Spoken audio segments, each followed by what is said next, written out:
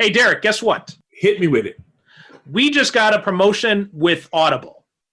Audible, fantastic. I love Audible. Do you know what the cool thing about this deal is? What's that? If our listeners go to audibletrial.com/supercinemapod, they get a free trial with Audible. And do you know what they get with that? What do they get with that? Tell me. They get one free audiobook of their choice, and they get 2 free Audible originals, which is special content that Audible makes available free for all its subscribers. Are you kidding me? That deal is so good, I may go myself and sign them. Do you think they let you keep the books after you're done? No, you're not going to tell me they let you keep the books after you're done. Yes. In fact, you can go sign up for a trial, and you can cancel before the trial ends, and you get to keep the books you've already downloaded. Well, I don't see how you can beat that with a stick. Exactly, yeah. And you can, lots of great books, especially for fans of this show. You can listen to Super Gods by Grant Morrison, which is all about like how the superhero comics have changed and evolved over time. Or you can check out Marvel Comics, The Untold Story. Which is a terrific book. I have that both in hardcover, and I listen to that on Audible myself in my car while traveling back and forth. And there's also another similar book that's called Slugfest, which is about like the wars between Marvel and DC Comics. Oh, okay. So that's another one you got to check out too. So yeah, head on over to audibletrial.com/supercinemapod and start your free trial right now. You get 1 free audiobook and 2 free Audible originals, and you can keep them even if you cancel before it's over.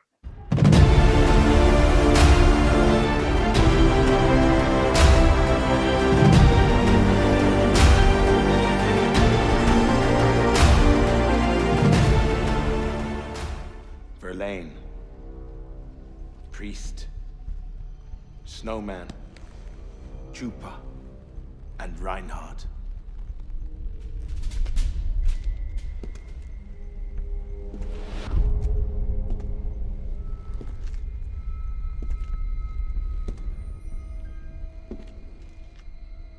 Hey, me and the gang were wondering. What was that? Can you blush? Here we go, Poppy. Oh, I get it. I see now. You've been training for 2 years to take me out. And now here I am. Ooh, so exciting, isn't it? Okay, here's your chance. Come on, what are you waiting for? Here I am, right here in front of you. Go ahead. Adolf here gets the first shot. Come on, what are you looking at her for? You need permission? Or maybe you need a little bit of incentive. Okay, I can help you with that. What's the matter? You missed that? It's okay, I can do it again. Dobret, Reinhardt. Dobret! Come on. Well, you need a manual? Fucking do Do it! Come on! MC Hall!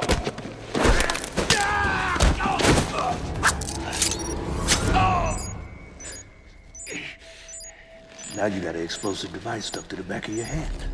Silver nitrate. Rigged to go off if anybody tampers with it. I'll have the detonator with me. You so much as look at me wrong. From now on, we work as a unit. You'll be taking orders from me.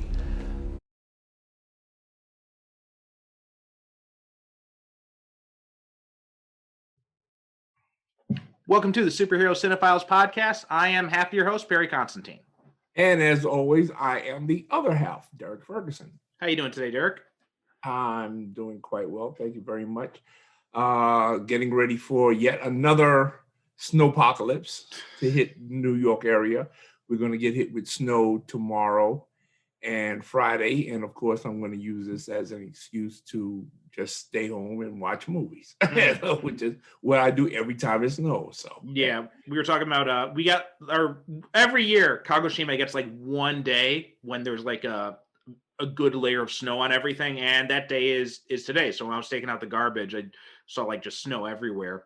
Although and like we were talking about before we started recording, in Chicago where I'm from, it's no big deal right? We deal with like 6 inches of snow daily.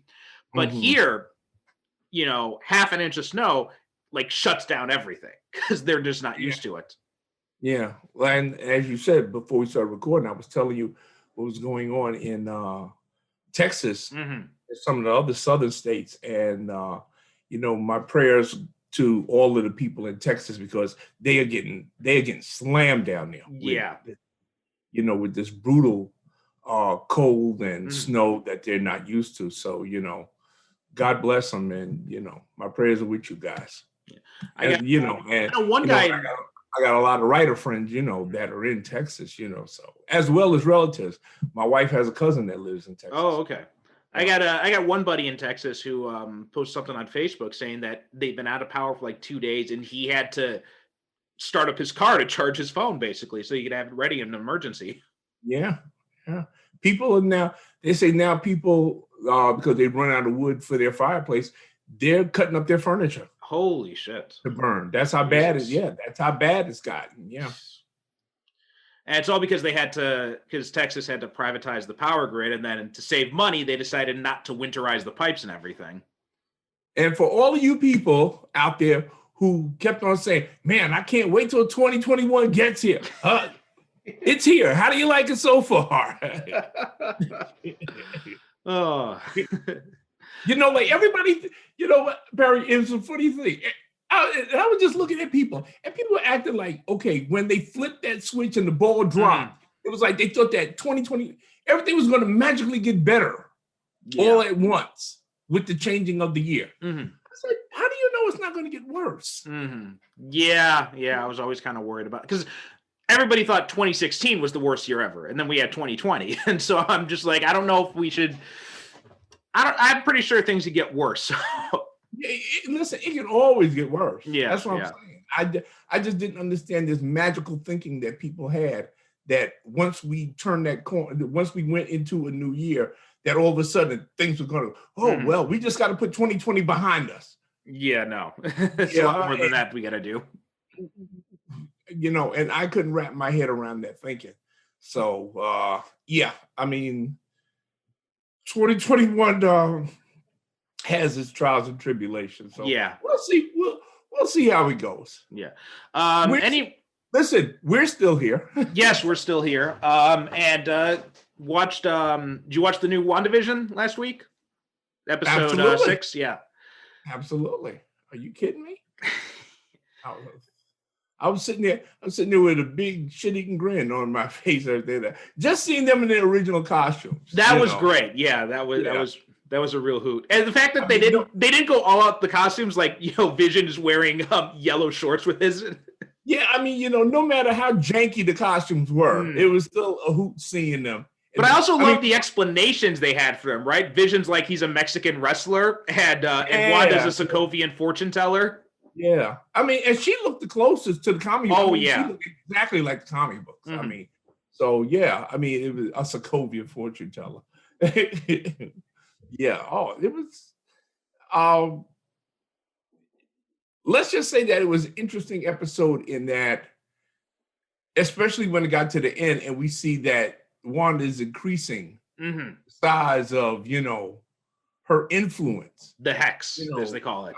Yeah. So, I mean, how far is this going to go before it's over? And they said that the last 3 episodes are going to be hour-long episodes. Yes. Yeah. So we're recording this on Wednesday for you, Thursday for me. So tomorrow is going to be tomorrow for me, it's going to be the first of the hour-long episodes. Yeah. I mean, I heard a lot of people whining and moaning and complaining about WandaVision, especially like the first couple of episodes. And the longer you watch it, the more you see that there is a definite plan behind this whole series that is playing out. And you're looking at it and you're saying, okay, now this is making more and more and more sense. More and more sense. Because at the beginning, and I don't understand people, they said, well, it didn't make any sense. Well, it wasn't supposed to make sense at the beginning. It's like if you watch if you're watching a movie and you walk out after 10 minutes in the movie, of course the story's not going to make any sense because you're leaving right at the beginning of it. Yeah. I mean, so I mean, I heard a lot of that. People saying, well, it didn't make any sense to me. So I did. Well, I don't understand. Again, like I had said in previously before, the premise of this show was very clearly laid out for people. So there was enough time for you, if you didn't understand the concept behind the sitcoms and everything, there was enough time for you to do your homework so that you could understand what was going on. Well, the thing But also no. I don't get is a lot of these people are comic book fans, so they're used to serialized storytelling. They're used to a story, you know, unfolding over the course of like several issues. And I don't understand why they can't now apply that same logic to a TV series, because that's exactly what it is. It's a comic book. It's a multi-part comic book story arc. Yeah, well, yeah, and I think that had a lot to do with it too. In that a lot of people, I hear a lot of complaining that people said, "Well, why can't they just, give us the whole thing at one time?" Because now people that's out, that's what they're used to. They want to binge watch everything at one time, and they're not used to this weekly. For me, like I said earlier in another episode, I like it myself because it gives me something to look forward to. Yeah, I'm both frustrated and enjoying it, because when it ends, I'm like, no, I want more. But then it is also nice to have that anticipation build over the week, and also to have like people have time to like dissect and really truly digest the episode. Well, see, that's the whole thing. You actually have time to digest what digest and take in what you're watching, instead of just going to the next one right away. And right. And some people miss that rush of being able to binge watch the whole thing, and then they get on the internet and spoil it for everybody. Yeah. Oh, I've seen the whole thing. I know how it is. This is how it is.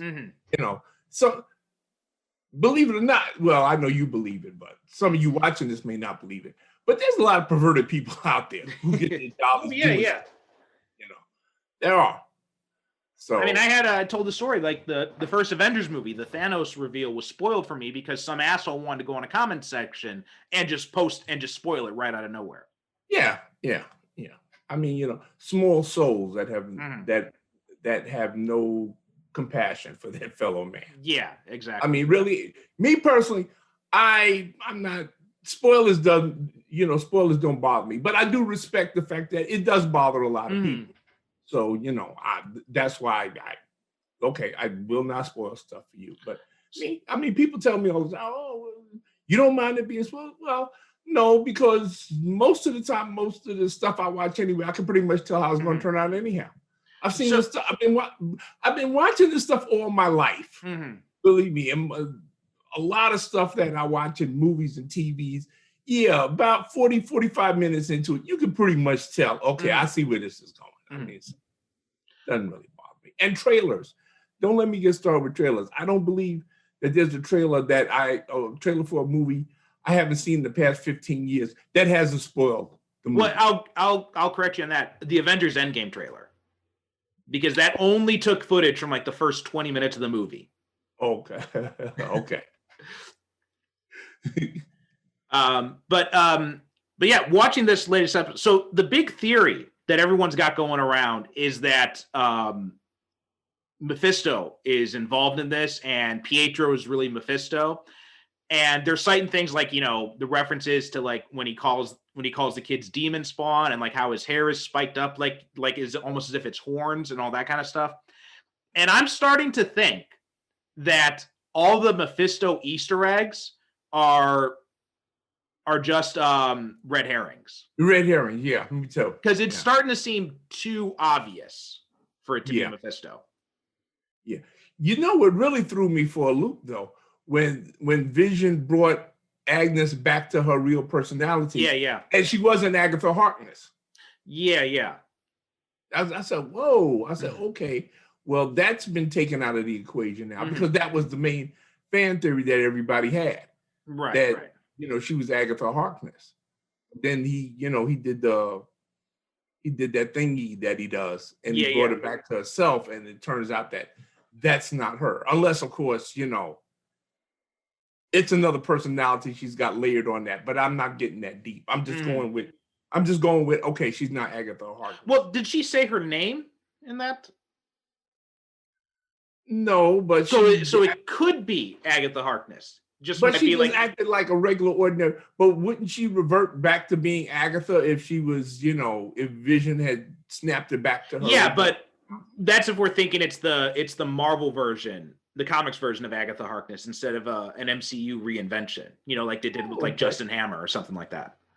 Fair enough. I'll go with that. Because she was dressed up as a witch. I noticed. Yeah, she was. You're right. Exactly. That was another thing. She was dressed up like a witch. The thing with Pietro's hair, I didn't think it looked like horns. I just figured that was the closest that they could come to that weird thing that he had in the comic. Yeah. That was the first thing I thought too.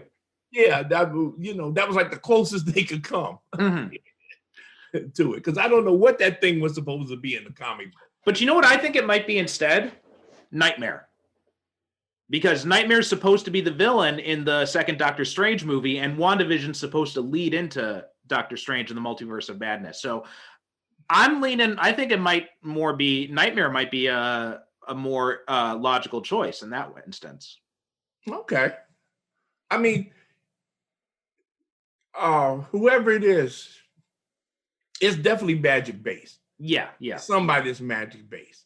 So we're talking about Mephisto, we're talking about Nightmare, we're talking about, any one of a dozen different magical entities that Wanda has come into contact with in the comic books, but who haven't really shown up yet in the MCU, which has been mostly like super science until we got to Doctor Strange. Then we got Doctor Strange. Okay, now we got the magical element that's all coming in, which is like you said, we got WandaVision, which is definitely dealing with magic. Then we got Doctor Strange, which is going to, of course, be magic and the multiverse and everything like that. And we got the Spider-Man, which is also going to deal with the multiverse. So magic is going to play a very big part in this next phase of the MCU, I think, rather than the more sci-fi type stuff. Yeah.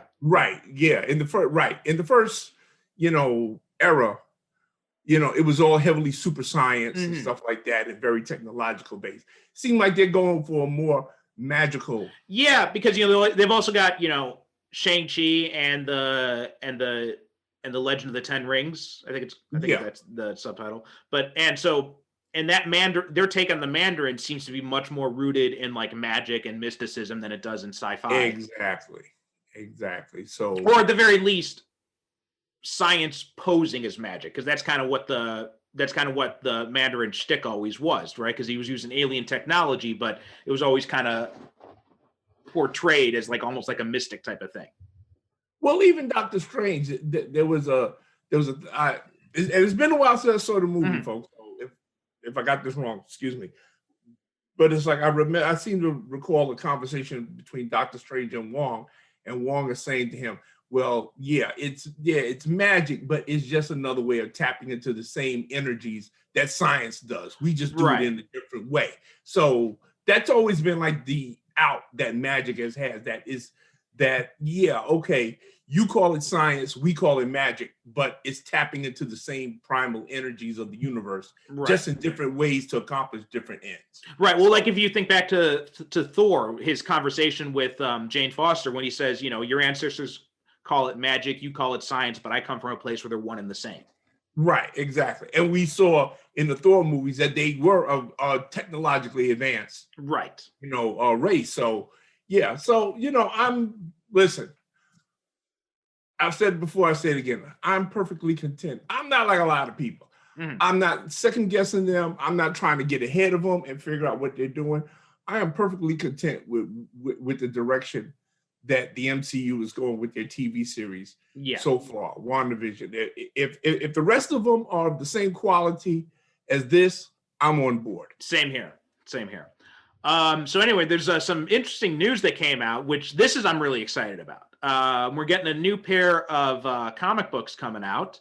One of them is called Batman 89. The other one's called Superman 78, which we're getting comic books. One comic book series picking up after Batman Returns, and the other one picking up after either Superman or Superman 2, because it's not really made clear, but because all they do is they say that it's in specifying Richard Donner's Superman. So I saw where you posted somewhere on Facebook, gave me a good laugh. Thank you.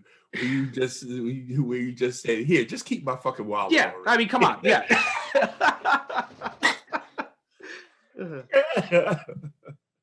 I spend so much of my money on Comixology, and it's just like when I saw that, I'm just like, just fucking take the damn thing already. Yeah, exactly. I mean, just give them the credit card and say, yeah. Just link it directly to my bank account and just keep sending me the comics. Exactly. What's the point? What's the point? But yeah, I'm so psyched about this because you remember a few years ago there was an artist who had, and a writer and artist, they'd made a pitch to DC about a Batman '89 series, and DC passed on it. And then they announced this. First thing I checked is who's the art team, and it looks like the same artist is going to be is doing this one, so that's good. And it looks really cool so far. Like he posted up some of his character designs and stuff like that online. So it looks like there's going to be things like they're going to be bringing back the Michelle Pfeiffer version of Catwoman. We're probably going to see Billy D. Williams version of Two-Face. And they mentioned a new Robin, so that'll probably be like the Marlon Wayans version of Robin that we almost saw in Batman Returns. So it's going to be. I'm sorry, Vicky Vale. Vicky Vale, yeah, we could see Vicky Vale come back as well. And one of the sketches they had like a Joker gang too, so could see because I remember way back when they were still going to be doing a 5th Batman movie that Clooney was supposed to return in and Joel Schumacher was supposed to return in. The villain was going to be Harley Quinn in that one, but she wasn't going to be, a Joker's love interest. Instead, she was going to be the Joker's daughter. Oh, okay. So that's something that could potentially happen as well if they want to go back to that, even though that technically wasn't Burton, but still. If there is one mistake that they made, Tim Burton made with that Batman, but he figured that was the only Batman movie he was going to make. He was going to make another. Is when he killed off the Joker. Yeah. Should have did that. But yeah. I said he thought that was the only movie he was going to make. So right, and that was also the thing at the time with action movies is you kill off the bad guy dies at the end. Yeah. But it don't work. But it doesn't. Well, listen, I love Batman too much to argue against it. Moving right along. Yeah. So Batman '89, Superman '78. I'm really looking forward to and Batman '89. The Batman screenwriter Sam Hamm is going to be writing it. Excuse me. I always wonder what happened to him. He had done some comic book work here and there, I think. And then the artist is Joe. I hope I'm pronouncing this right. Keenans. And so they're going to be. He's also done Dial H for Hero. And then for Superman, it's going to be Rob Venditti, who's written Hawkman, and Wilfredo Torres, who was the artist on Batman '66. Okay. Now here's the thing. I don't know. This is why I'm not sure where they're picking up, because they say Lois Lane doesn't yet know Clark Kent is secretly Superman. Now that could easily be taking place after Lester's Superman 2 with the amnesia kiss, or it could be taking place after Donner's cut of Superman 2, where they reused the flying through time thing, or right. So I'll be interested to see. The way I would do it is I would start the series when he drops Lois off at her apartment. And so kind of like retell the ending of Donner's Superman 2, except cut before he flies back and tries to reverse time. Because I thought that was actually a good ending when he leaves her on the apartment there and just flies off, and she has this kind of like melancholy comment about it. And I thought that was actually a really good ending for it. Okay. But obviously that's not what they're going to do. But still, I'm really looking forward to this. The artwork looks amazing. It very much feels like you're back in those worlds. Yeah, I saw some of the artwork for Batman, and I said, "Oh, okay." okay, they know what they're doing. I have Yeah, confidence in them. They know what they're doing with this. Okay. I didn't see any of the Superman one. Yeah, there's not a whole lot. I think it's just the Yeah. cover for the Superman one because Yeah, it's just a tease, but right. no, it's enough to give you confidence that Yes. you can, when you can look at it and you can recognizably say, okay, that's not exactly Christopher Reeve, but because the artist who does the Batman, he gets Michael Keaton more than the guy that does Superman gets Christopher Reeve. Yeah. But give him time. Give him time. He'll grow into it. Well, you know what's interesting too is I wonder if we could see like a crossover between these two in some way as well. Because, there have been tons of memes over the years. Like, well, imagine if there was like a Justice League back in the day with like, the Christopher Reeve Superman and the Michael Keaton Batman and the Linda Carter Wonder Woman and the what's his name from The Flash? John Wesley Shipp. Yeah. Mm-hmm. So yeah, there's a chance we could see something like that. That would be pretty cool. Yeah, I mean, it could even start a whole thing where they could do like a whole line of comic books, based on the movie character, and just follow up on and have more stories set in those universes. Yeah, well, that's what they did with Wonder Woman 77 and Batman 66, which were both very well received. So because I believe they even did one where Wonder Woman teams up with the Bionic Woman. I think so. Yeah, they did. And Charlie's Angels, I believe. Right. Yeah. I think Batman 66, they teamed up with the British Avengers as well. The British Avengers, yeah. John Steed and Mrs. Peel. They did that. I think they did a few other crossovers as well. They may have done a Green Hornet one as well. I know they did one of the TV shows, well, they had to do Green Hornet. Mm-hmm. They had to do Green Hornet. Yeah. So yeah, this looks. I'm totally psyched about this. I've been. Ever since that Batman 89 project was revealed, and it was also revealed that DC passed on it, I was so pissed off. And like every time I see someone talking about, the Batman movie, the 89 movies, I'm just like, man, I wish we could have gotten that comic book. Because there was so much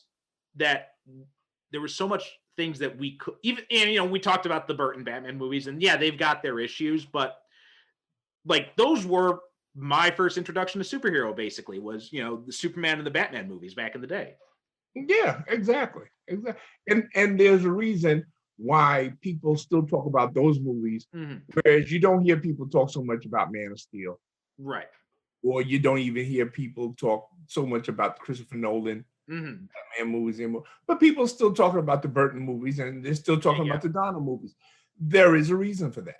Well, I think part of that is just the age that comes with it, because, I remember when the Nolan movies were coming out, nobody wanted to talk about the Burton movies. So I think there is that nostalgia effect, because the people like me who we grew up with the Donner and the Superman movies, now we're in our 30s, we're in our 40s, so we're looking back at that time. So it might be the same thing with, if you go like 10, 20 years from now, you'll see people doing the same thing about the Nolan movies. Okay, here's why I don't think that's going to happen, because the Nolan movies are too rooted in a specific time and place. Okay. You look at Tim Burton, okay, his Batman movies. You look at Richard Donner, even though it's New York standing in for Metropolis, it's still not definite as to exactly what time or place this is happening.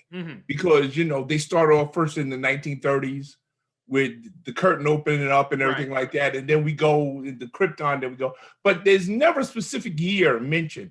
And people are dressed in various different styles of dress. So, and it's the same thing with the Tim Burton.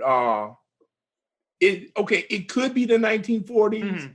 It could even be the 1950s and 1960s. There's a timelessness, I guess that's what I'm trying to say, to these movies that allow them to transcend, and like every different generation can pick up on it. Whereas you have like, well, first of all, Man of Steel is just too damn depressing. Yeah. But the Christopher Nolan movies, when I look at those movies, I don't see Gotham City. I see Chicago. Right. Yeah. I'm sorry. I see Chicago. It's too real. Yeah. I guess that's what I'm trying to say. It's too real. I'll agree with you on the Burton movies. Those definitely feel like they're set in a fantasy world, right? Because it's it's the clothing styles, the architecture, the different styles of cars. It definitely does have a timeless feel to it. Superman, I feel, is a little bit more rooted in the late 70s New York. I think it's a little bit more obvious that you're looking at a real place. Okay. But otherwise, I would definitely agree with the Burton movies, and you're right. Yeah, the Nolan movies definitely feel like they're in a specific time and place as well. Yeah, they're too rooted. Although, like you said, time may very well prove me wrong because, like you said, we always go through these cycles where movies get rediscovered. Right. Like every, like 10, 20 years, Yeah. you revisit these movies and say, oh, this is a masterpiece. What happened? Nobody saw it, Well, yeah, a lot of people saw it, Right. Well, especially with streaming services and everything, right? It's a lot easier to rediscover those things. I mean, which is the good thing about streaming services now because nothing is lost. Yeah. We can see it. We can see everything. Yeah. All right. Some other movie news we got before we jump in. So we had two really big pieces of news, two really big controversies over the past week. One is the Joss Whedon stuff. It does not look like it's dying down. It looks like it's heating up. A lot of other people have come out. David Boreanaz came out in support of Charisma Carpenter. Marty Noxon, who's one of the writers on Buffy, she came out in support. And Anthony Stewart Head said that he was absolutely gutted when he heard about this because he said he had no idea this was going on, but he completely supports them and believes them. Eliza Dushku, who played Faith, she also came out in support of it. Amy Acker, who was Fred and Illyria on Angel, she said that her experience was good and professional, and she didn't encounter any of this, but that she totally believes everybody else who says that they did experience this. But the most shocking one was Michelle Trachtenberg, who played Dawn. Oh, yeah. She elaborated on her initial statement, and she said that there was a rule on the set of Buffy that Whedon could not be alone in a room with her. And she wouldn't say any more than that, but that is... Well, she doesn't have to. Yeah, that is disturbing. Listen, that says it all. Once you tell me that you, as an underage, it doesn't matter whether you're male or female, but you're underage and you're not allowed to be alone with the guy who created the show that you're in and everything like that. Yeah, you need to say nudge, nudge, wink, wink, say no more. I got it. Yeah. So, this is not dying down. Whedon still hasn't responded. I don't know if he ever will respond because when we had since we've had some people try to respond to these allegations, they just ended up making it worse. Well, that's why he's not going to do it. Yeah. And and folks, before you jump on me, I'm not defending him. I'm just saying that there is no upside to him, and he understands there's no upside at this point to him responding. Yeah. Because now he responds, they come back with more stuff. They come back, and in our current climate, this society that we have now, there's a good chance, there's an excellent chance it'll go away if he just stays quiet and doesn't respond to it. And what will happen is that the media will find something else to latch on to. And by this time next month, it could be forgotten. I mean, don't get me wrong. I hope it's not. I hope it's not, but I'm just saying, given the culture that we live in and the climate that we live in, you and I have seen plenty of stories like this that was a big thing for about a week or two and everything like that. And then, like 2-3 weeks later, people say, huh, what? Yeah. I don't know. I feel like this feels kind of more like a Kevin Spacey type thing. Cause like now Kevin Spacey, he's not working anymore. So. No. And so this feels like more like one of those kinds of things. So, I mean, we'll see. I could be wrong, but I think it might, the ramifications, like the media may not be talking about it, but I think the ramifications for Whedon especially will last longer. And I think people are going to remember this, especially because of how influential Buffy is and how gutted so many Buffy fans feel right now by this. So I think those memories are not going to go away anytime soon. I mean, first of all, let me say one thing, that I never trusted the cat anyway, because anybody that works that hard at presenting himself as being a champion of feminism, and yo, bro, you're working too hard at it, you know, and that's how he always came across to me. Yes, the man is incredibly imaginative and all that other stuff, and talented and stuff like that. But there were certain aspects of his work in regards to women that I kind of looked at and I said, remember the episode of Buffy where he had to do nothing but screw her boyfriend all episode long? Yeah. Yeah, that was kind of, Well, also when you look at season 6, when the villains were the trio who were like these really pervy, rapist guys. Yeah. I mean, we say this now, and we look at it and everything, but I've always have been of the opinion that if you look at the work of any artist, you will see clues as to their behavior when Woody Allen made Manhattan. I said, didn't y'all folks honestly, y'all didn't think he honestly, felt that way, that it was okay for a 50-year-old man to have a relationship with a 17-year-old girl? If he didn't think it wasn't all right, he wouldn't have put it in his movie. Yeah, and you look back at, Buffy, Xander especially is such a cringy character. Yeah. Right? I mean, he's just such a terrible character. And so when they announced they were going to do the Buffy reboot comic, Boom Studios, my first thought is like, what are they going to do with Xander? How are they going to handle? Remember when they tried to toughen him up? Oh yeah. He lost an eye and everything like that. And they tried to toughen him up and everything like that. But yeah, Xander always felt like a stand-in for Whedon. Yeah. And he was just such a creepy character. Yeah. In retrospect.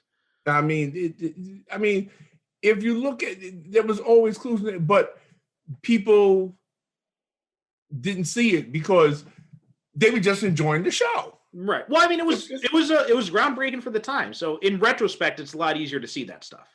Yeah. Well, hindsight, 2020 vision, of course. Right. Now, of course, we're all saying, "Oh yeah, we saw it all the time." Oh yeah. No, people didn't see it at the time. I know that. No, but I mean, it's. I don't know. I just, again,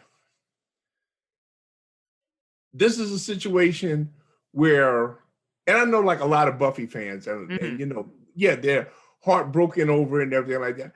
And they're saying, well, this means I can't ever watch Buffy anymore. I said, well, why not? Why can't you watch Buffy?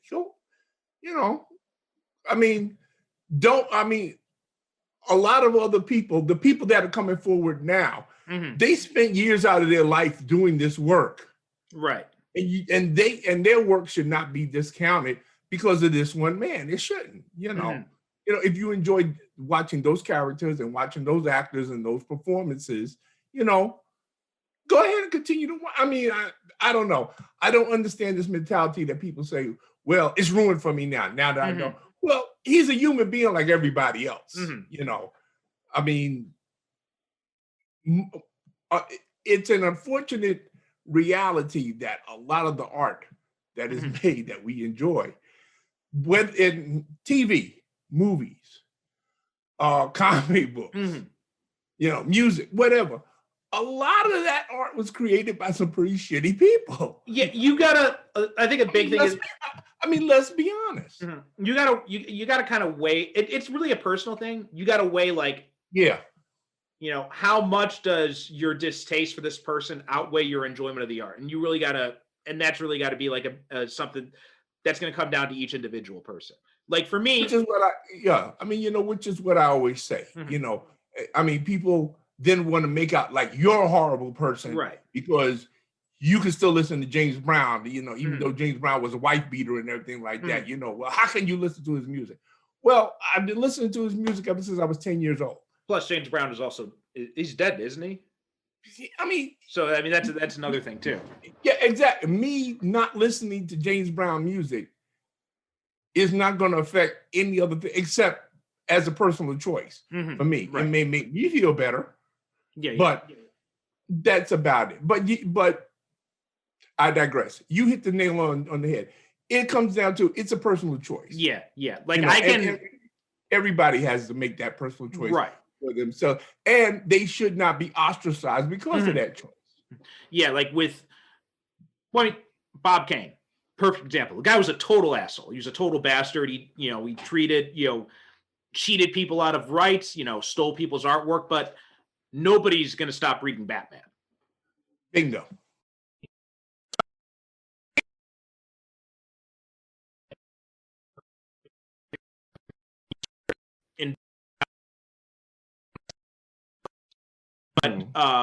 But when it comes to Whedon, I think the character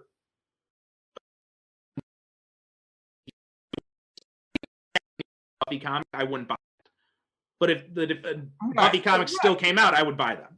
That's kind of what I'm going with here. Yeah, I mean, Batman, like you said, has grown beyond Bob Kane. Yeah, now, and I think that in that same way, Buffy has probably already grown beyond Joss Whedon. I think that if there's ever like a reboot, anything like that, his name will not be attached to it other than created by Joss Whedon. And, right. And that's it. But he won't be writing any scripts, or he won't be a showrunner or anything like that. Or they just may pull Alan Moore and just keep his name off it completely. There you go. I mean, that may be something they have to, because that was Alan Moore's choice. So I'm not sure if they'd be able to get away with that or not, but I could definitely see that happening. And I'm pretty sure that Joss Whedon says, listen, as long as you keep on sending me checks, I don't give a shit. Probably, yeah. Now, the other big controversy was about Gina Carano being fired from Lucasfilm. And here's the thing I don't get. Like, everybody's saying, oh, this is this. No, it's not. Like, if you work in McDonald's and you greet every person who comes to that counter with, good morning, good morning, motherfucker. Can I take your fucking order, you fat piece of shit? You're going to be fired before lunchtime. And that's free speech. Yeah. That's free speech. You can call the customers, good morning, motherfucker. You can say that. But when you get fired, because at the time you said that, you were wearing McDonald's uniform. Right. You were standing behind McDonald's counter. And as far as that customer is concerned, you are a representative of the company. Right. Which you are. I mean, it doesn't matter if you're a manager or if you're, flipping burgers, anything like that.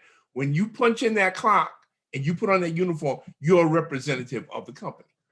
Yeah. And Gina Carano, this is not like it came out of nowhere. This is building for months and months and months. And she was warned. She was warned. Yeah. She was taken in the office and she was saying, listen, you got to tone that shit down. Yeah. And it's Disney, right? Fuck around and find out. She fucked around and she found out. Listen, you know what? There is a long line of people that were far more talented than her. And I say that as a fan of hers. I like Gina Carano. She made an excellent action movie called Haywire. I love that. Loved her on The Mandalorian. But there's a lot of other people more talented than her that live to regret fucking around with the mouse. Yeah. Okay. You just don't mess with the mouse. You don't. And especially when you were taken in the office, and they told her, they said, well, listen, you believe whatever you want to believe. But while you're working for us, you have to tone that down. And supposedly they gave her a statement and said, listen, we'd like you to read this or whatever like that. And she decided to put principle over paycheck. Yeah. Okay, fine. Okay, well, Ms. Carano, your services are no longer needed. Goodbye. Although, funny thing about you mentioned her in Haywire. Do you know her voice? Because her acting was so terrible in that movie, they had to overdub her voice. Oh yeah. I mean, they hired her strictly because of like her fighting ability. Yeah. Which and also she had like a screen presence. Yeah. She does. She did. That was, that's basically what she did in Deadpool, right? She was mostly there because of her fighting skills and because she had presence in that movie. Yeah, because she didn't have a lot of dialogue. No, not at all. Yeah. So, and again, people are so quick to say censorship and inhibiting her freedom of speech. Mhm. No, they didn't do that. She's an employee of the company. And I'm pretty sure that in that contract, which is probably yay thick, somewhere in that contract that her agent or her business manager, whoever represents her lawyer, read in, is some kind of morals kind of clause in there somewhere, or something that says, well, if you say something that violates our policy against hate speech or something like that, we can fire you. Yeah. I'm pretty sure she signed something to that. Oh yeah, yeah. And after they warned her about it, I'm sure she was probably given something to sign, like acknowledge that you understand what was said at this meeting. And understand, see me. First of all, folks, y'all can't go by me because I'm like this. If you take somebody's money, you have a certain obligation to that person. Yeah. And yes, I'm sorry. Yeah, I know people. Oh no, they don't tell me what to do. Well, yeah, you can when you're on their time. Yeah. And even when you're on your time, you still have to watch what you say and what you do if you want to continue working for them. Yeah. I don't understand why this is such a hard concept to understand. No, I mean, this has been happening in workplaces for years now, and people have never been surprised by it. Like me as a teacher, there's certain things I got to be careful of. If I can't, if I went out and, I can't go out and get ridiculously drunk and start pissing on public buildings. Like I'd lose my job, and You'll rightly get so. fired. Yeah. Thank you. You'll get fired. Yeah. I mean, you know what I don't understand why this is such a hard concept. Why they felt that, she was done wrong. No, she was not done wrong. She is an employee of Disney. Did something that made them look bad, compromised them. She was called in. She was asked to listen. Could you please not do this? Could you, you can say what you want, but you got to tone this down. You got to tone that down. She chose to look at it like they can't tell me what to do. Okay, fine. Well, your services are no longer required. She thought she was so important to the show and to the Rangers of the New Republic series they were doing, and she thought she couldn't be replaced. She thought wrong. And they're already talking about, they're saying that they might recast the character. So obviously she's not irreplaceable. Which they should just recast the character. That's what they use. And okay, there's another thing that boggles my mind when people, talk about, well, only so-and-so could play that character. No, they can't. It used to be done all the time in Hollywood, that when an actor, Maverick, when James Garner, when, he walked off the show and he held out for more money. What they did, they got Jack Kelly and brought him on as his brother, and they kept filming the show. Yeah. Nobody is irreplaceable. Well, I mean, look, they cast even recently. As we talked about with when we talked about the first Iron Man movie, they recast Rhodey, and didn't miss a step. Yeah. Now, one more thing, and then we can get into the movie. Is it looks like there's a John Constantine HBO Max series in the works, and this, I don't understand why they're doing this. They're not going to bring back Matt Ryan. Instead, as the initial report suggests, the producers are looking for a BIPOC actor in his 20s to play the role. And the grid reportedly lists Rogue One and Venom star Riz Ahmed as someone the production is interested in. And I'm just like, I don't know why they're doing this, because Matt Ryan is perfect as John Constantine. He still likes playing the role, obviously. And when DC tried to do a younger version of John Constantine in the comics after the New 52, and they had John as like a guy in this, it didn't work. Fans did not respond to it at all. So I'm like, why are you messing with something that is already has a proven track record? And especially considering that the actor has such a loyal fan base. Matter of fact, he has such a loyal fan base, they had to bring him into the Arrowverse. Yeah. Remember when he had a show on NBC? Oh yeah, that was on there that ran for just and then got canceled. Then what did they do? They brought, because everybody was saying, "Oh man, this guy really." They even brought him into the animated stuff because he was so connected to that character that they're like, "Well, we're not going to recast someone else as him in the animated stuff." And for those of you out there who are watching this, you know my feelings on race switching characters for seemingly no good reason at all. And to me, this is another example. Yes, I said it. It's just, so what? Yeah. I mean, there's no reason. In principle, I just don't see a reason for it. I don't see a reason for it except the fact that, you want to seem like you're trendy and you're hip and you're going, see how cool we are. Now John Constantine, he's a person of color now. Mm-hmm. Why?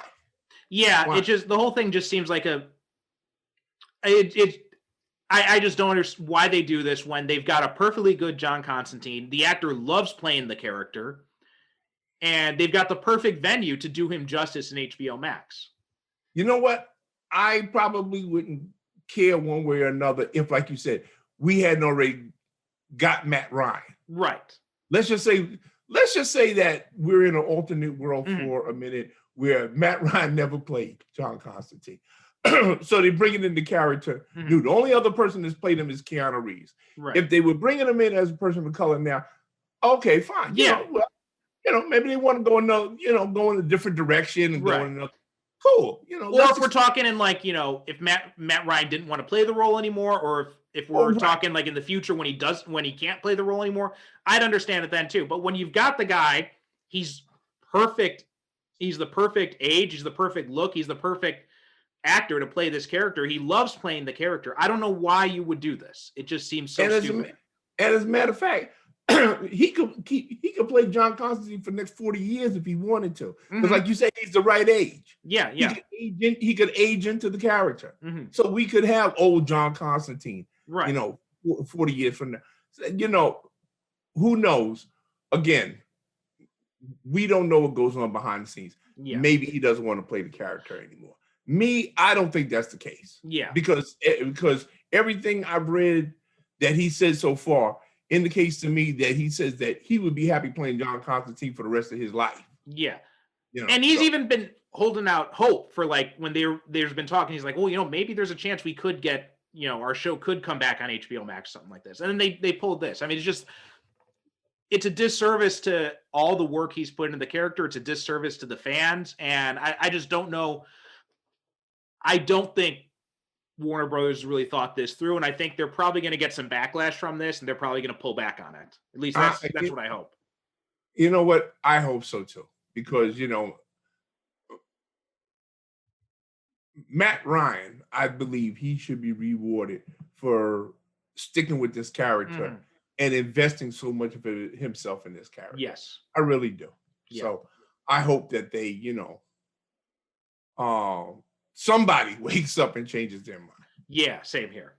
All right, so I think we've talked on a lot of stuff now, but let's move into our final movie for the Black Superhero Month, and that is my pick, which is Blade 2 from 2002, which was, without a doubt, the best of the Blade movies. Oh, absolutely. Yeah. Absolutely. Matter of fact, I'm gonna put myself out on a limb here. I want to say this. This is actually the only Blade movie you have to watch. No, yeah, I'd agree with that too. Because they give you everything you need to know about the backstory between him and Whistler right in the opening credits. So you don't really need any more of it than that. Yeah. I mean, of course, you can watch the other two movies. Right. I mean, the first Blade movie is good, but it has not aged well. Those special effects in that first Blade movie really show their age. And it's not the perfect blend of horror, science fiction, martial arts that this one is. Yes. There's a very short list I have of movies that I would consider to be perfect action movies. Hard Boiled, John Woo, The Killer. Yes. The first Die Hard, Commando, Arnold Schwarzenegger, Enter the Dragon. Well, Blade 2 is in that class. It is, I watched it last night and I would say to myself, damn, this is like damn near a perfect action movie from start to finish. And one of the things this one has that the other ones don't is it, like we were talking about with Batman 89 earlier, it does have a more timeless feel than those other movies. The first Blade movie is really dated because of the special effects. Mm-hmm. The third one is really dated because of the whole iPod thing, where she's like listening to her, which is just like the worst product placement I've ever seen. Who goes into a fight listening to with their ears covered up so they can't hear anything. Thank you. It was, and also, okay, I love spy movies that are set in Europe because they seem like they're more serious than ones that are set in America. You know, they're set in cities like Budapest and Prague and Paris, and you know, and for some reason they seem to have a little bit more gravitas to it. This one has got that same kind of gravitas because it's set in like these European cities that almost look medieval in a way, which I really liked. I like the look, but then again, it's directed by Guillermo Del Toro, who is such a phenomenally gifted visual director. You know, I mean, this movie's visuals are fantastic. They're fantastic. Visually, it's a fantastic looking movie. There was also so here's one of the things that Del Toro did is when he got the job for this, what he did is he got like a whole bunch of tapes from the first Blade movie, and he watched every single one of the dailies. He went through every single one of those tapes and, you know, dissected everything Stephen Norrington did so that he truly understood this is how Norrington did this is how he did that. And then he took all that and he added his own spin to it. So like he really had a lot of reverence for what came before. He's not one of these directors who comes in and says like, fuck the other guy, I'm doing my own thing. He paid respect to it and added his own spin to it, which is what you should be doing to it. Well, exactly. Yeah. I mean, this movie is like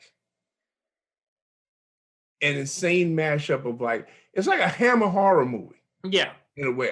You know, every time I watch it, I'm more and more reminded. I say, yeah, okay, Guillermo Del Toro. And if you've ever seen one of his later movies called Crimson Peak, watch that movie. That movie, along with Sleepy Hollow, is like the best Hammer horror movies Hammer never made.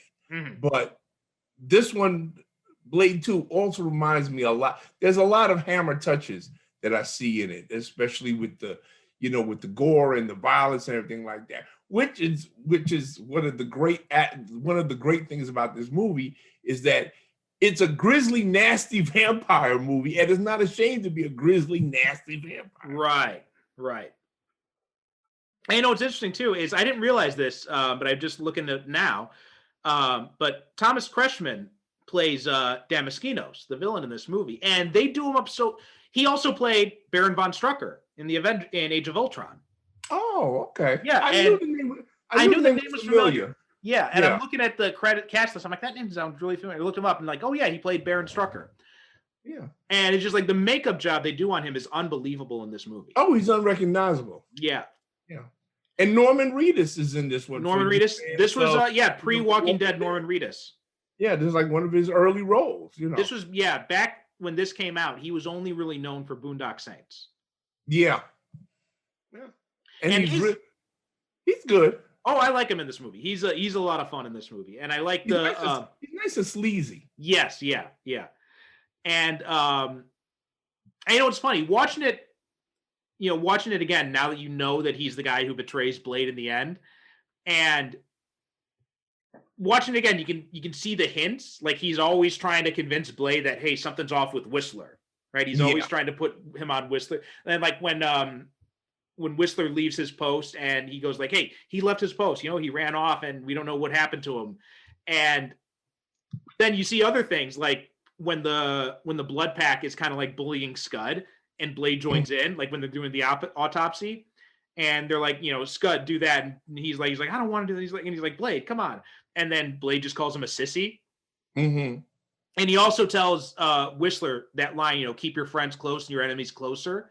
Yeah, and he didn't realize this at first, but then he stepped out of frame, and you see Norman Reedus is there. Right. Yeah. So which is the tip off that pays off later on when when Blade, you know, reveals that he knew all along. Yeah. And all this time, you think like when he gives that the first time you watch this movie, you think he's giving that line to Whistler as a warning. Right. But really, he's kind of cluing him in on something. Yeah. And then at the end.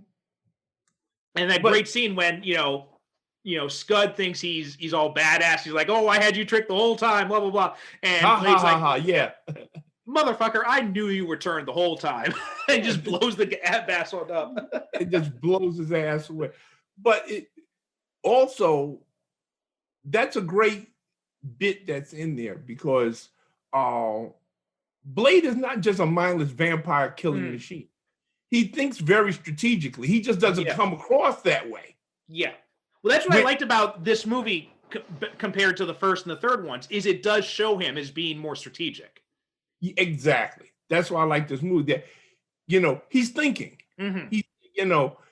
He's thinking, he's looking, he's observing, he's processing all the time. Yeah.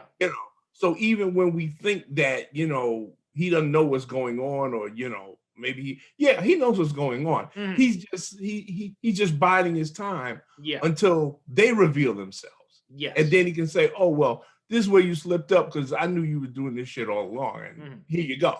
And then oh shit. But in the first and third movies, they don't have that at all with the character. Like in this first one, he's in both those ones, he is basically like a mindless vampire killer. He is, which is why I like this one. Like I said, this one, out of all three, if somebody was going to tell me, okay, well, which one should I actually watch? I'd give him this one before I give him the first one. I said, go ahead, just watch this one. Yeah. And then if you want to go back and watch which is the order I think they should be watched in. Watch Blade 2, then watch Blade, and then watch Blade 3. No, I'd say don't watch Blade 3. You know what? I figured this way. If you watch the first two, then, why not go ahead and watch the third one? But again, I stress it is not necessary. Well, something else that this movie did that I think the first and the third one also dropped the ball on is the science fiction angle, right? Because the whole David Goyer, when he was writing the script, the whole concept, he's like, we're approaching vampires as a science fiction concept, not as a fantasy concept, right? Mm-hmm. But then in the first movie, you've got this whole shit with the blood god and these ancient prophecies, which completely undermined the sci-fi angle. Yeah. And then the third one, you've got Dracula coming back to life. And again, it's like this stuff dealing with prophecy and all that. And both of those, they completely undermine the whole idea of making vampires a sci-fi concept. This one, it sticks with that concept from beginning to end. And it works. It works, yeah.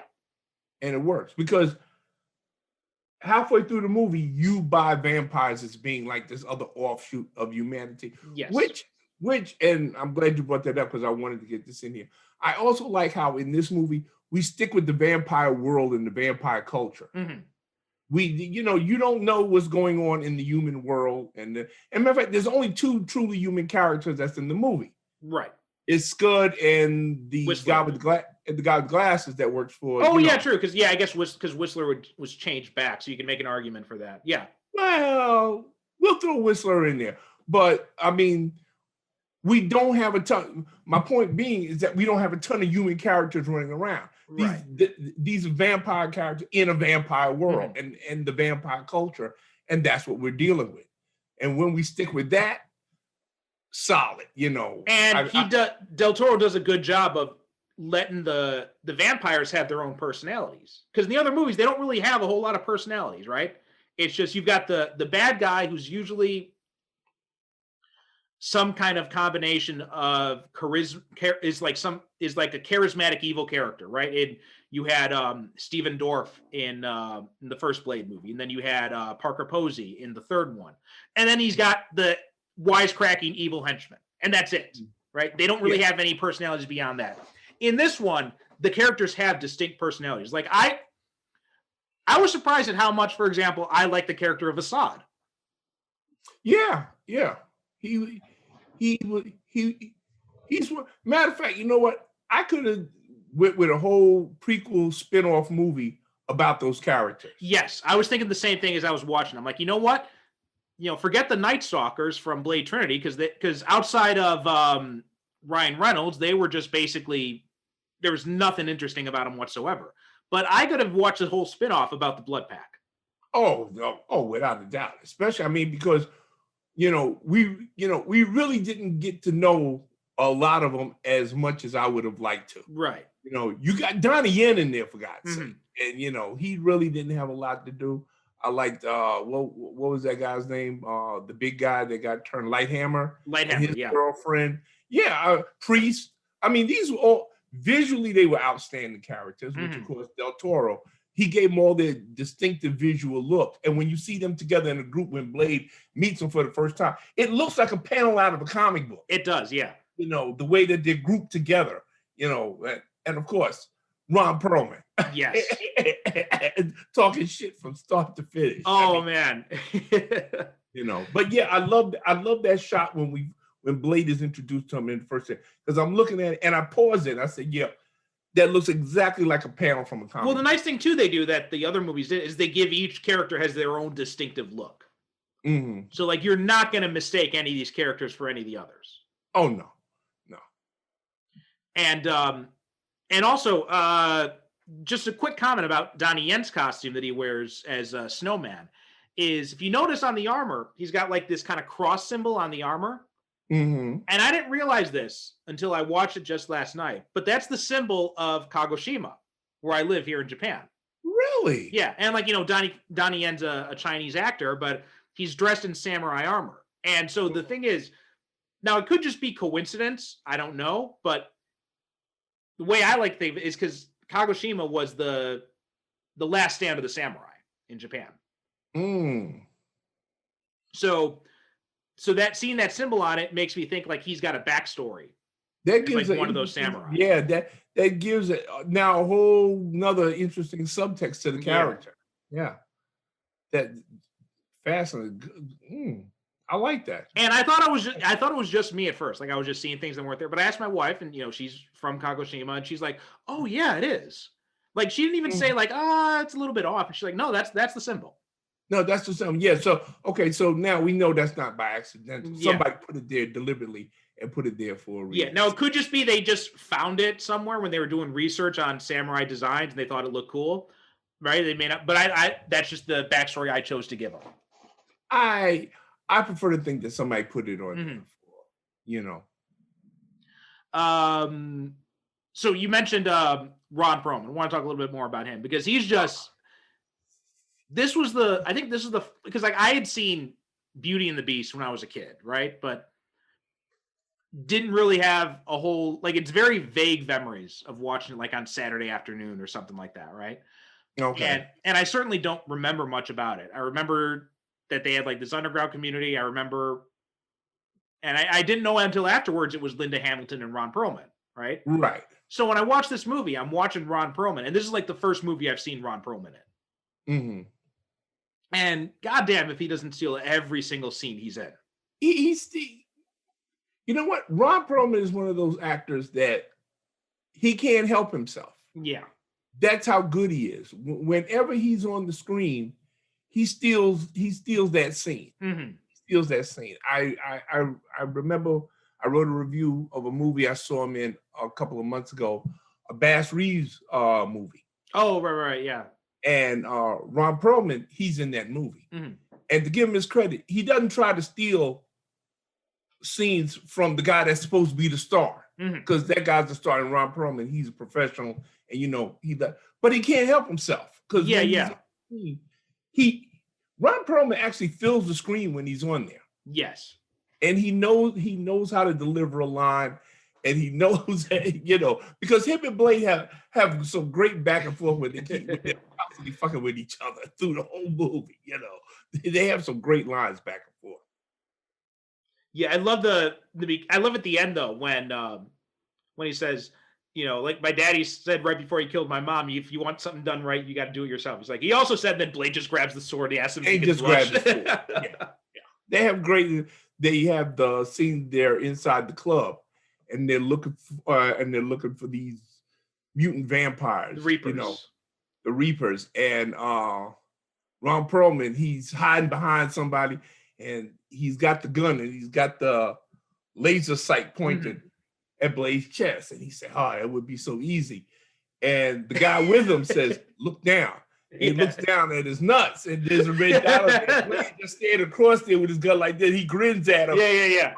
He grins back, and he said, I said, y'all guys having a lot of fun messing with each other. Way too much fun messing with each other. But and that's a nice point you make too, is that not only does this movie show like Blade being more strategic, but it also shows like he's got like a lighter sense. He's got like a sense of humor. He's got he's got attachments to character, right? He cares about other people. You don't see that at all in the first and the third movies. There's 3 or 4 times in this movie he actually smiles. Yeah. He actually allows her to smile. We see him form an attachment with what's her name? Lisa. Nyssa. Nyssa, yeah. The daughter of the king vampire, whatnot. And their relationship doesn't go the way that you think it's going to go, which is one thing I appreciated about this movie, that it doesn't go the way that if you've seen it for the first time, you say to yourself, okay, well, I can see where this is going. But it doesn't go that way. Yeah. Which to me said, okay, this movie is not afraid to be, like I said, it's not afraid to be grisly and mean and nasty and, take its characters to their logical conclusion in this story, because it's a very grim, dark story. And it's not afraid to be a grim, dark. It's not supposed to be cuddly and sweet. And I didn't realize this, but the actress who plays Nyssa, it's Lenore Varela, and she played that was my paper shredder, just went off for no reason. Probably some still a little bit in there, it just got triggered. But she was in Arrested Development. She played Job's girlfriend Marta. And, okay. Yeah, so that I was every time I see her in Arrested Development, I'm like, she looks so familiar. And now I know why, because she was in this movie. And Now, she was excellent. I love how at the end you really can honestly see she does a very good job of selling the pain and anguish when she realizes what her father has become. Yeah. She's worshipped him her whole life and everything like that. But when she realizes, exactly how much she knew he was a monster. Right. Yeah, well, dad's a monster, but hey, nobody's perfect. But when she realized exactly what kind of a monster he is, it's like she just says, you know what? I'm willing to let all this just burn down, because this shouldn't exist anymore. If this is how we have to live, if this is what we need to do to survive, then we shouldn't survive. Yeah.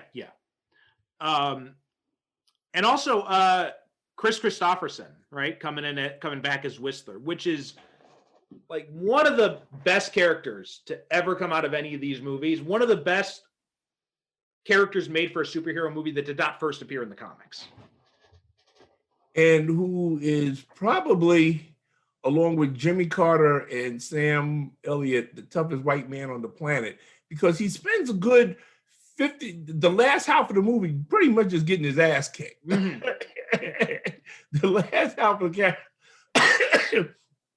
it's just one character after another just beating the shit out of him. And you know what I love is like nothing ever phases him. No. He just takes it in stride and I figured that when he was turned into a vampire, he must have got some of that, I don't know, physical toughness. Something, yeah. I just prefer to believe that he's just a tough old white man. Yeah. Well, because he's just got no time for any of the bullshit, right? Like I love the line when Blade talks about how they got to go hunting in the daylight, and Whistler's like, you better stock up on your sunscreen, Buttercup, and Chupa's like, you're about one cut hair away from hillbilly heaven, and it's like he's. And then without missing a beat, Kristofferson just like smiles like, I love it when you talk dirty to me. Yeah, he likes that shit. You know what? That was pretty good. And that cat you about one cut away from hillbilly heaven. Oh man. Oh, these people do not like each other. No. And also like when that scene when he's with Reinhardt at the end, and Reinhardt's got him prisoner, he's handcuffed, Reinhardt's got Blade's sword and everything, and Reinhardt's trying to be all intimidating threat, and it's Ron Perlman, so of course he's a big guy, he looks scary, most people would be intimidated by him, but Kris Kristofferson, he's just like, nope, do your worst chicken shit. Yeah, it doesn't intimidate him at all. Like you said, he's one of the best characters that was not that's not from the comic book. But again, and okay, here's where I piss off people. The Blade character, as we see him in the movies, that is just a creation of Wesley Snipes. That's what he's got absolutely nothing to do with the Marvel Comics character, right, as he was presented in Tomb of Dracula. Yes. Who, to be honest, folks, was a relatively minor character. Right. He wasn't like a major character. And he was only notable because he was Black, and he was half human, half vampire. And basically, although not the same type of half human, half vampire like he is in the movies. No, he's not. The only superpower he got from the vampire bite was that he's immune to vampirism. Yeah, he's immune to the bite. Right. Everything else, the whole thing with the Daywalker and everything like that, that was all Wesley Snipes. Yes. Which is why when people, and I get into arguments with people like this, arguments with people all the time, where they would tell me, well, if it wasn't for the Blade movies, there would be no MCU. Mm-hmm. Well, no, that's not the case, because these movies, the Blade movies, were not packaged as Marvel superhero movies. Right. They were not sold as Marvel superhero movies. Mm-hmm. They were sold as Wesley Snipes action movies. Yeah. Matter of fact, most people had no idea that the character was a Marvel character. Unless you're anal like me and you sit and watch the end credits, because at the end credits they put on there that Blade was created by Marv Wolfman and Gene Colan. But who pays attention to end credits? Yeah. Well, so, I think this movie was maybe not. I think it was the third one was their first, because I was thinking, I got to double check. Anyway, keep talking. I'm going to double check something on this. Yeah. So, I mean, for people to insist that, the MCU, they wouldn't have existed, without the Blade movies. No, such is not the case. Such is not the case. Because it's so obvious, especially in this one, Blade 2, this is a movie that exists in its own world. Yes. In its own universe where it's humans and vampires. Yeah. There's no superheroes. Right, exactly. There's no superheroes. There's absolutely no connection to the Marvel universe at large. You don't hear Blade. Now, if Blade like name dropped Doctor Strange or something like that, then I would say, oh, okay, well, that's gonna. But no, he wouldn't. Wesley Snipes is a comic book fan, probably read Tomb of Dracula, saw this character in there and say, something, I can do something with that. Yeah.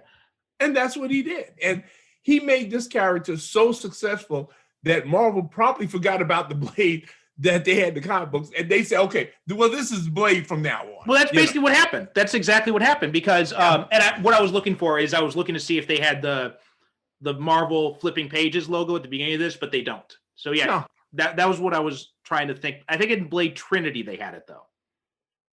But yeah, because when the first movie came out, Marvel had at first tried to use that to bring out a new Blade miniseries, except they used the comic book Blade. So it's with the green goggles and the wooden daggers and everything, and the brown coat. Wooden daggers, for Pete's sake. And so I remember as a kid, right, watching the first Blade movie and then going and buying the first issue of the Blade comic, being like, "What the hell is this guy?"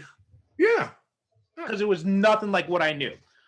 They had another tie-in comic. It was a one-shot. It was like Crescent City Blues, but it was so tied into the Blade continuity. Like, what happened at the end of Night Stalkers? What happened at the end of his solo series? So it's like, I had no idea what the hell was going on with it. And it wasn't until a few years after that Marvel started bringing Blade back in other comic books. And they established it. And, all of a sudden, he starts looking more like Wesley Snipes. And they did a storyline where Blade was bitten by a mutated version of Morbius, and then that his Morbius's mutated blood had interacted with the vampire gene that Blade had, and it made him a Daywalker. Oh, okay. Well, see, they had to they come up with this kind of explanation, and just now, since then, he's just always been a Daywalker. Yeah. Oh, yeah. Because they said, well, nobody's going to remember that anyway. Right.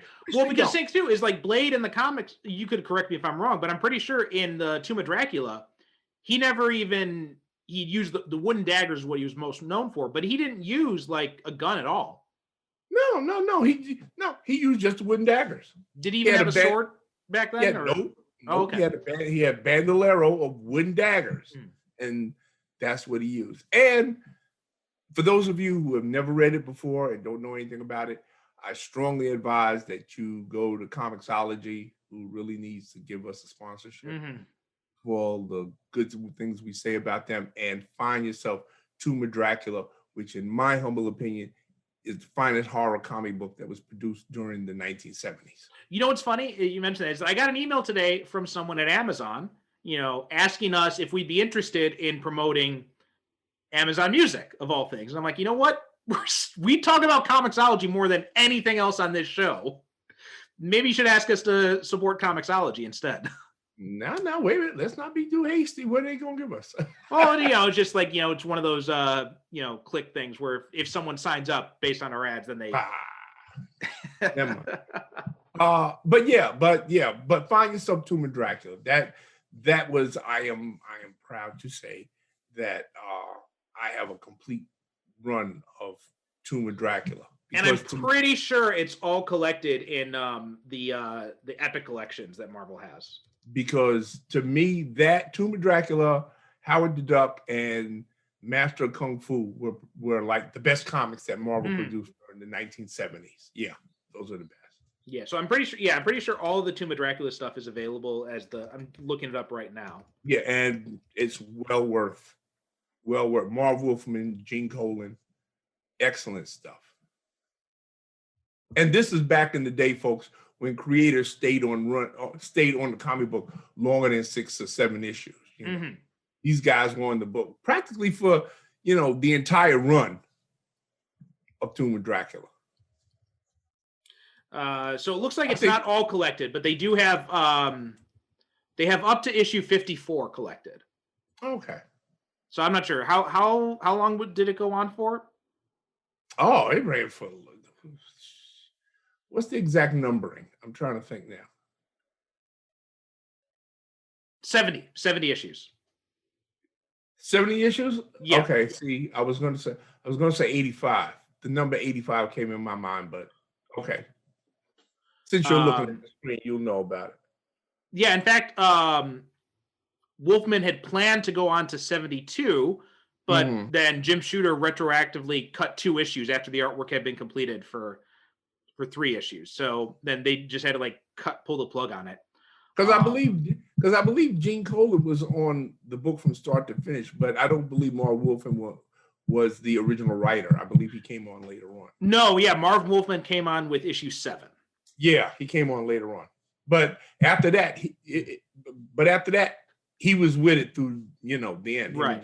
Yeah. So they've got it up to, so like I said, they've got it up to 54 collected in the Tomb of Dracula complete collection. So there'll probably be one more collection coming out soon then. But getting back to the point is that I was saying that, Blade would pop up, carry on cranky, Dracula would slap him down and say, because Dracula didn't take him seriously at all. He would get into arguments, with old man Harker, Yeah.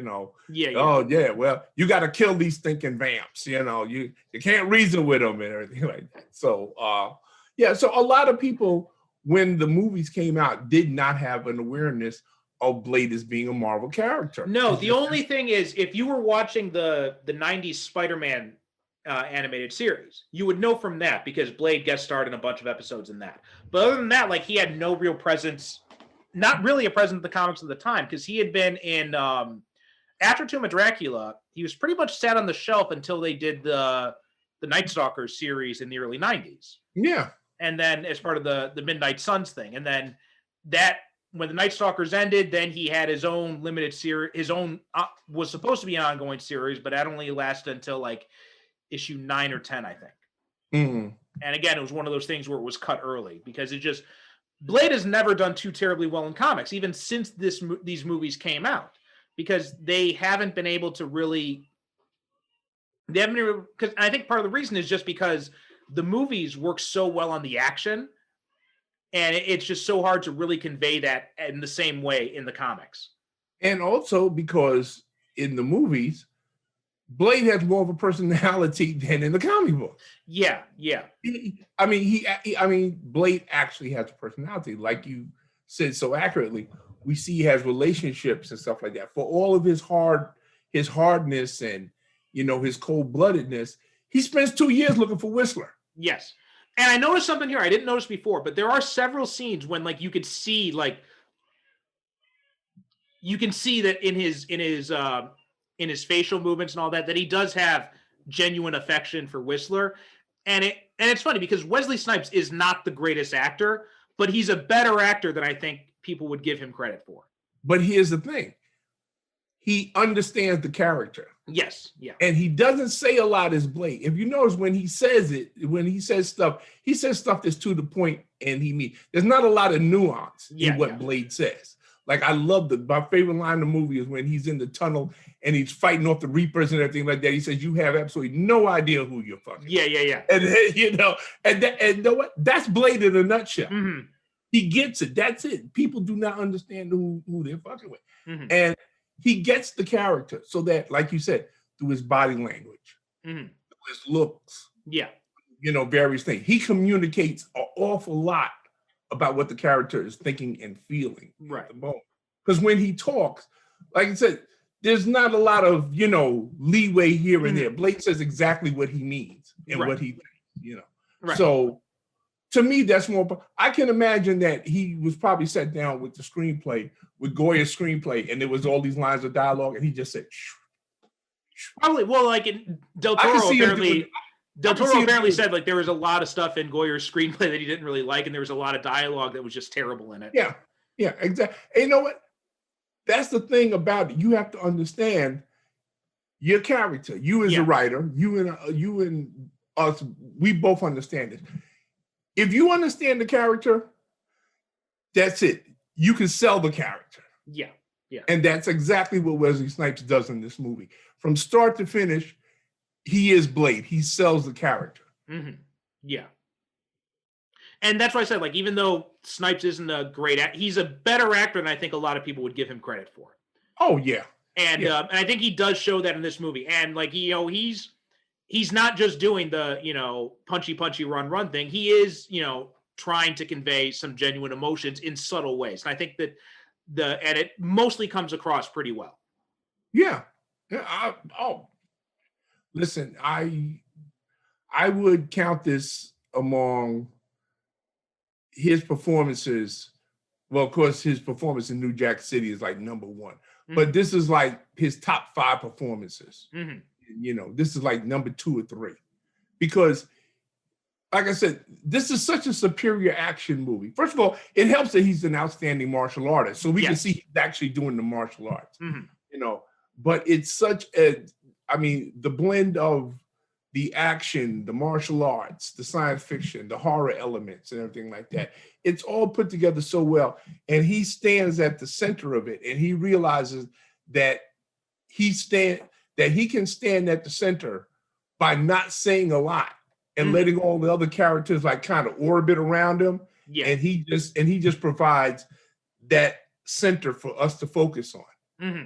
Yeah. And that's why he doesn't have to say a lot, because we're always wondering what Blade is going to do next. Mm-hmm. So we're like, okay, what's he going to do? What's he going to do? What's he going to do? We're not thinking, what's he going to say next? It's, well, what's Blade going to do next? Yeah.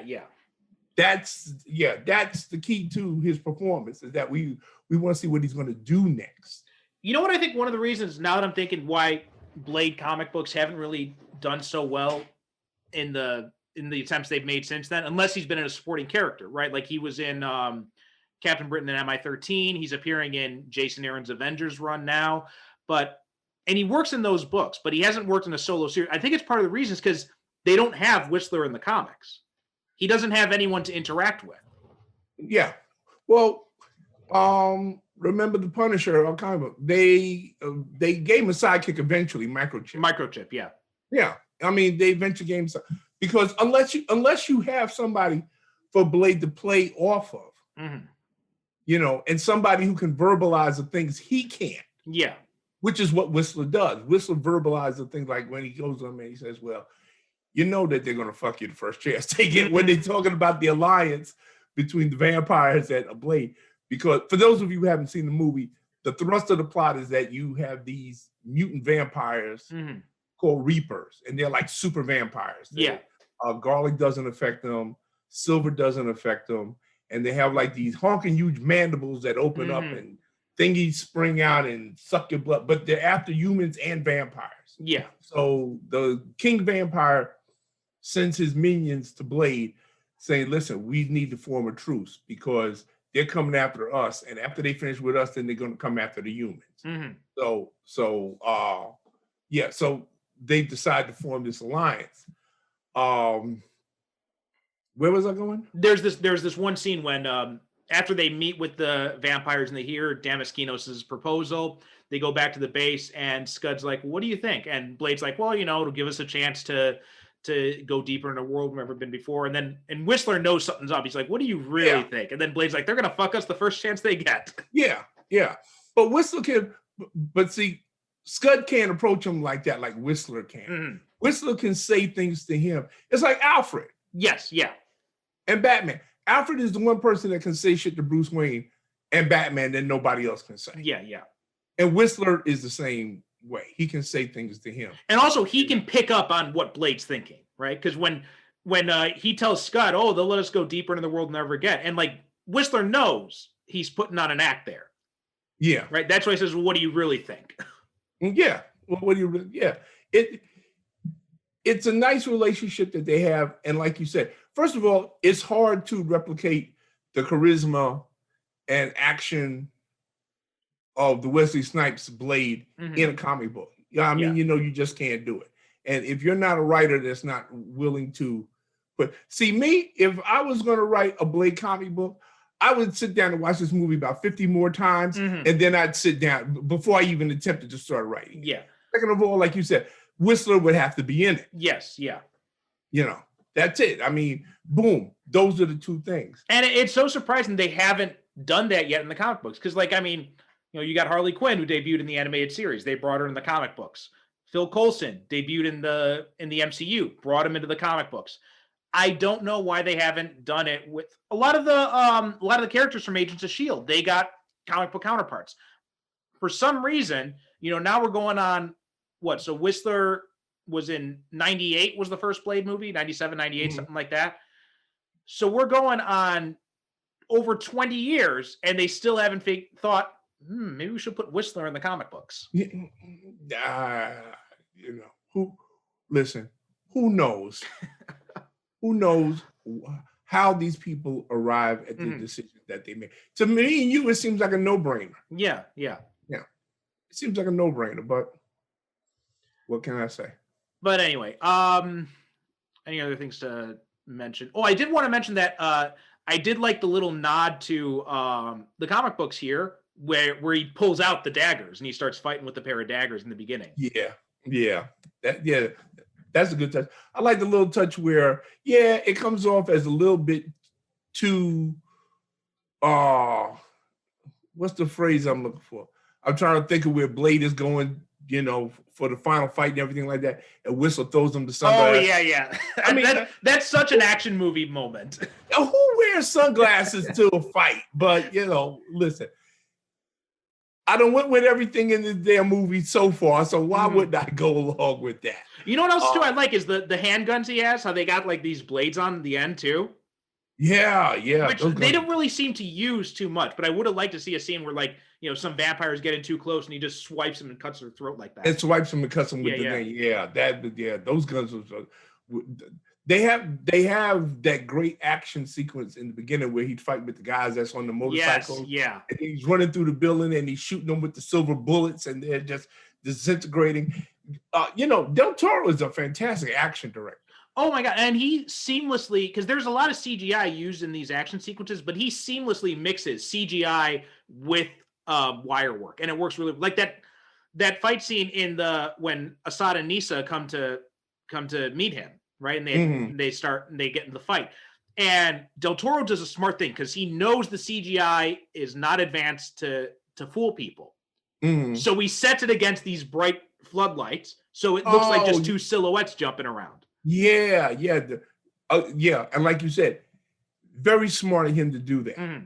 because that way he can disguise the CGI. Yeah, Perfect. and even still, like he even said in the commentary, he said that CGI that one of the moments at the end of the CGI scene, he says it always makes him cringe because he can see the CGI in it, even against that backdrop, he can still see it. Oh yeah, well, I mean, yeah, well, of course he can see it, but as long as he doesn't tell anybody. Mm-hmm. You know what else I think was really cool as I was watching this is I think this is the first superhero movie that had characters move like they would in a comic book, right? Like in that first scene when Assad and Nisa are infiltrating the warehouse and they're like flipping around in the rafters and everything like that. You never really saw that in a live action superhero movie before this. There's a lot of comic book stuff in this movie, and like I said before, I mean, with the scene where we first see the blood pack. Mm-hmm. If you freeze a lot of these scenes in here, that's what they look like. They do look like panels in a comic book. Together, yeah, a lot of them look like panels in a comic book. Well, that was Del Toro's intention. Like he said, he wanted this movie to be like a fusion of anime and American comic books, and I think he does a really good job in like mixing those two worlds together. He pulled it off in spectacular fashion.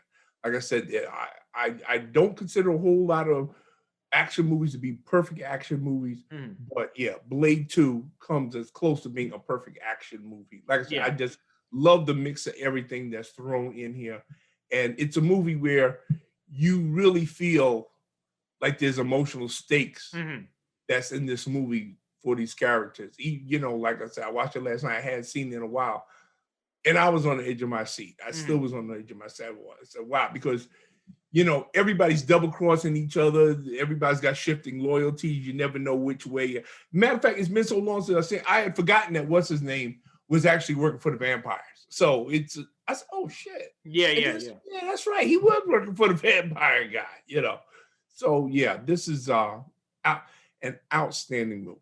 Yeah, really. And also interesting thing about Nomak, right? Played by Luke Goss, the head of the lead Reaper, the carrier, is that character was actually originally supposed to be Morbius in the first drafts. No fooling. Yeah, it was supposed to be Morbius, and then Marvel said like, I think we'd rather save Morbius for his own franchise. So then they rewrote it and they changed it to Reapers and changed him to Nomak. Now, if it had been Morbius, we could have said, okay, this is an MCU movie because we got another character from the MCU in there, But but for me, this, what? Blade to me is like the X-Men.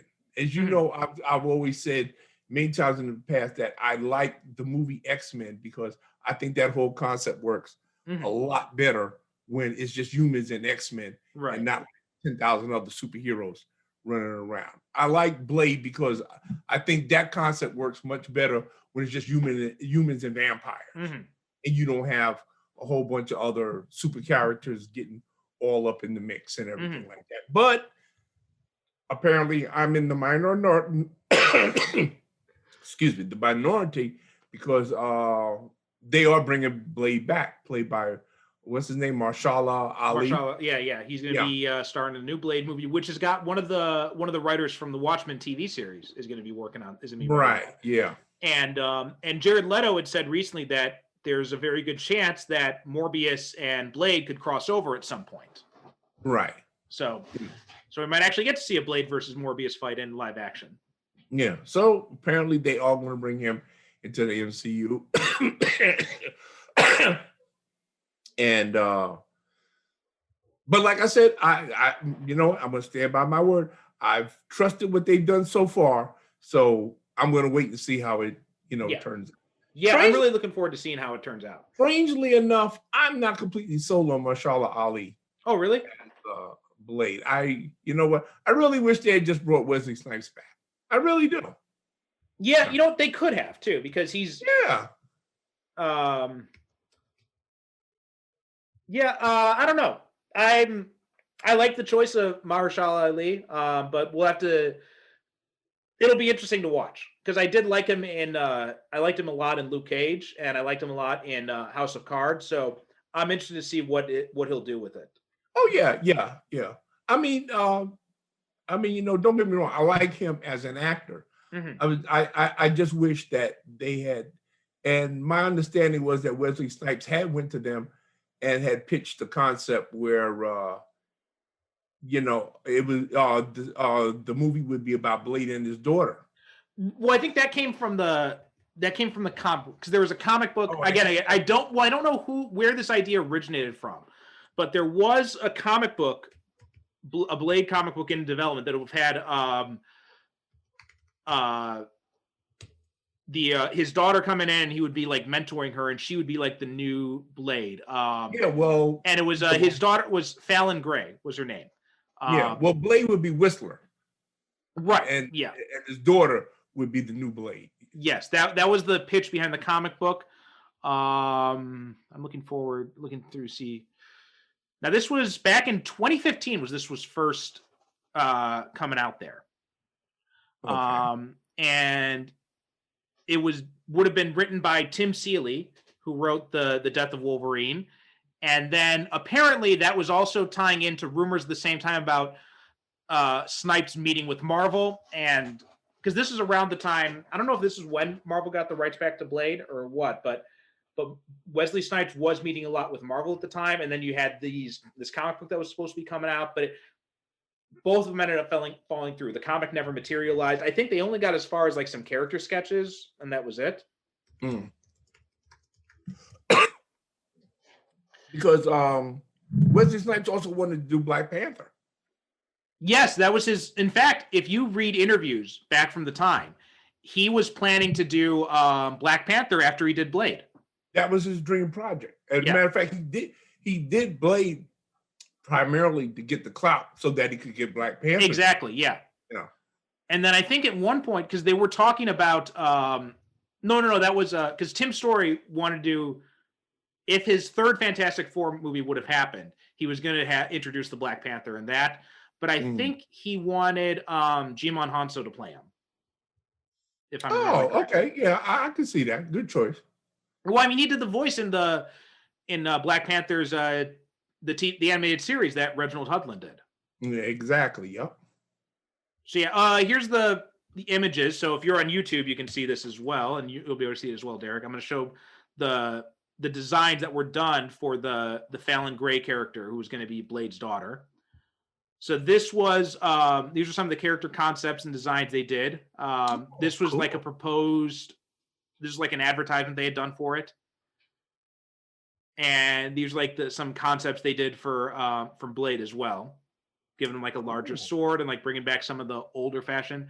And this artwork was by Logan Faber was the artist who was doing this. Go back down a little bit. Oh, sorry. No, there's something I wanted to. There's something that I wanted to point out. Okay, does see Blade right there? Yeah. That's the exact colors that he wore in the comic book. Yeah, the one on the far right here. So that was Tomb of Dracula. Yes. Yeah. That's it right there. Except it switched around. The jacket was green and the pants were brown. If I remember right, I think it might be, but it's the colors. I know. Right. Definitely, yeah, it is definitely the colors. Yeah. Yeah, those are definitely the colors from the Tomb of Dracula version. Mm-hmm. So that's okay. So that's cool. I like that. So yeah, that would have been cool to see. This was in. So yeah, this article is from. I don't think it's dated. Yeah, I'm not seeing a date, but the other one I found was back in 2015. So this was something that was supposed to happen, but it never.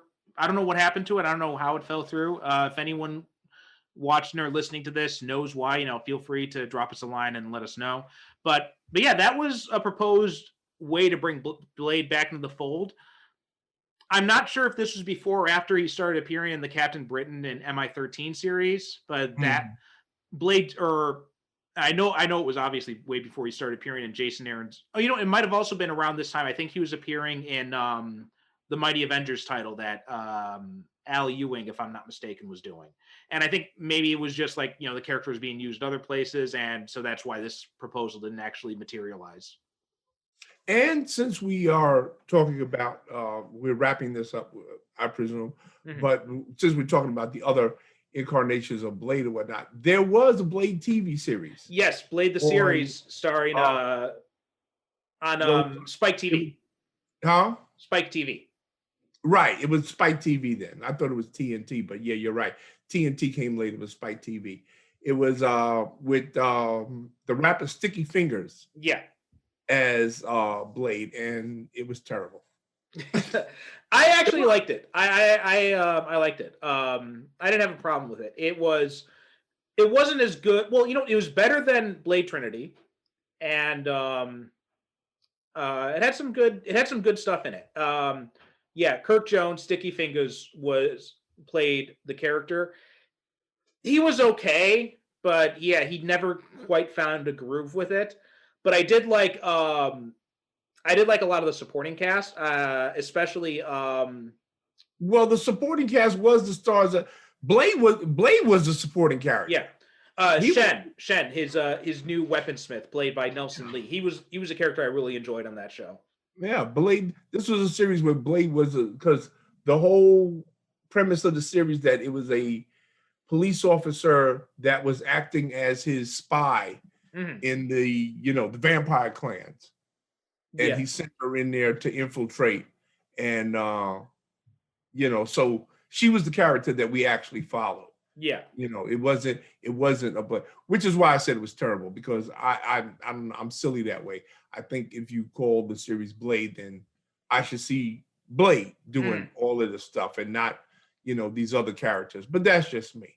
But it is worth looking for if you've never seen it before, because it goes more into like the vampire world, and how these clans run things, and the hierarchy of vampire royalty and all that. Yeah. Kind of stuff. So if you're into that kind of stuff, you're not going to get the high octane action.